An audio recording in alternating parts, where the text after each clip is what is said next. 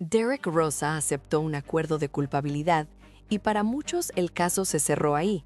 Pero legalmente, la historia de este plea deal apenas empieza. En los noticieros viste titulares, imágenes fuertes y frases de impacto, pero casi nadie te explicó qué significaba de verdad este acuerdo dentro del sistema de justicia de Florida. Hoy vamos a responder una sola pregunta, directa y sin maquillaje. ¿Fue justo el acuerdo de culpabilidad que aceptó Derek Rosa o fue simplemente la forma más eficiente de cerrar un caso incómodo? Te voy a contar qué aceptó exactamente, qué ganó Derek, qué ganó la fiscalía y qué riesgos estaban en juego y qué detalles clave se quedaron fuera de las noticias. Si te interesan los casos reales, pero sobre todo entender cómo funciona la ley por dentro, quédate hasta el final, porque lo que vas a escuchar hoy cambia la forma en que ves los acuerdos de culpabilidad con menores. Muy rápido para que todos estemos en la misma página. Derek Rosa es el adolescente de Hialeah acusado de matar a su madre en el año 2023. Según los reportes oficiales, cuando tenía apenas 13 años, la apuñaló más de 40 veces mientras ella dormía junto a su bebé recién nacida en el apartamento familiar.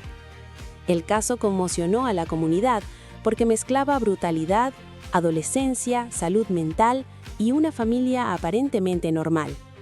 Desde el principio, la fiscalía decidió tratarlo como adulto, con cargos que lo podían exponer a pasar el resto de su vida en prisión si era condenado en un juicio completo. Con ese contexto, llegamos al punto clave.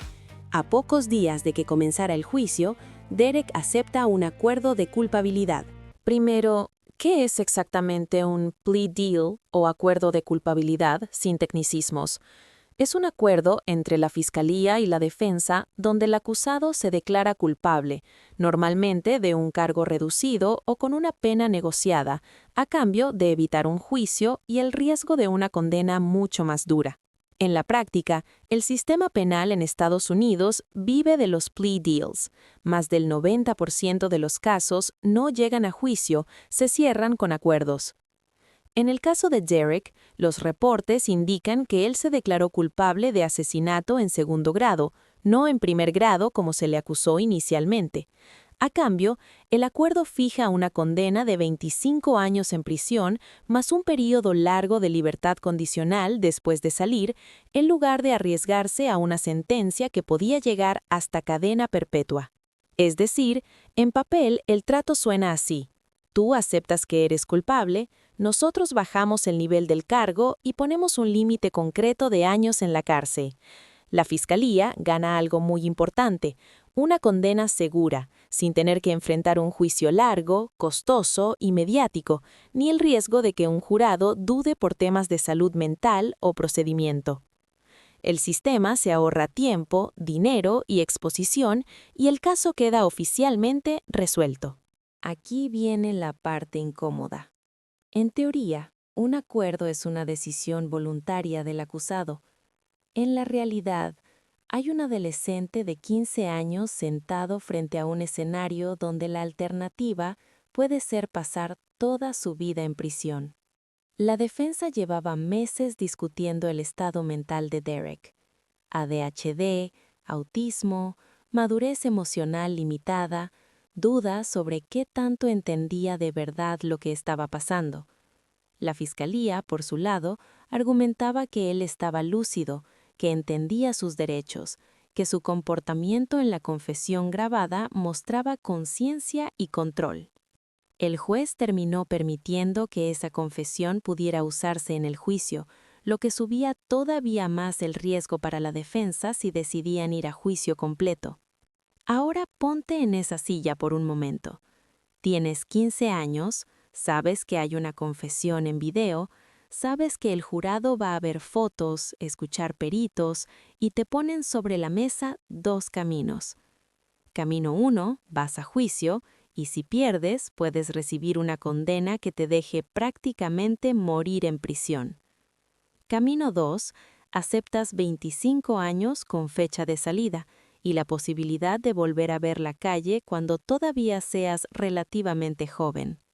Legalmente, el juez te preguntará si lo haces voluntariamente, si entendiste el acuerdo, y tú respondes que sí.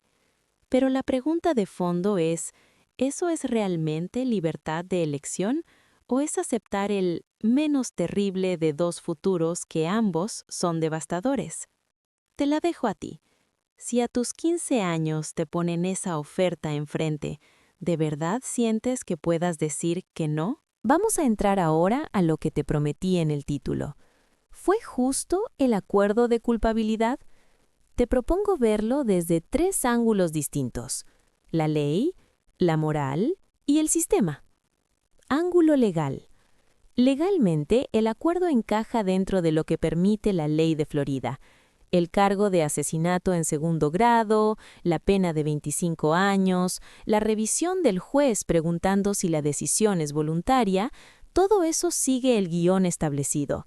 En ese sentido, muchos abogados dirán, el acuerdo es sólido, está bien estructurado y probablemente fue lo más prudente dadas las pruebas que había. Moralmente, la discusión cambia por completo. Estamos hablando de un mijo que mata a su madre de forma brutal. El dolor de la familia, de la comunidad, es incalculable y cualquier pena va a parecer poca para algunos y excesiva para otros. ¿Es justo que pase 25 años en prisión por algo que hizo a los 13, con un cerebro y una madurez que todavía no estaban formados del todo? ¿O es injusto para la víctima y su familia que la pena tenga un límite y que exista la posibilidad de que un día salga libre? Aquí no hay respuesta fácil. Hay gente que ve el acuerdo como demasiado blando y otros que lo ven como una condena que en la práctica le roba toda su juventud. Y luego está el tercer ángulo, el sistema.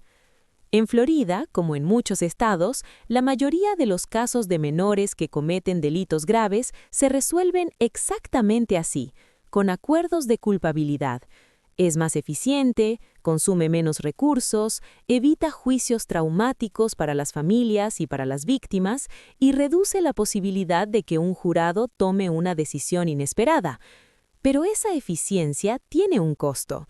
Muchos adolescentes aceptan penas largas sin que la sociedad vea realmente qué pasó en un juicio, sin que el sistema se someta a la prueba pública de un jurado.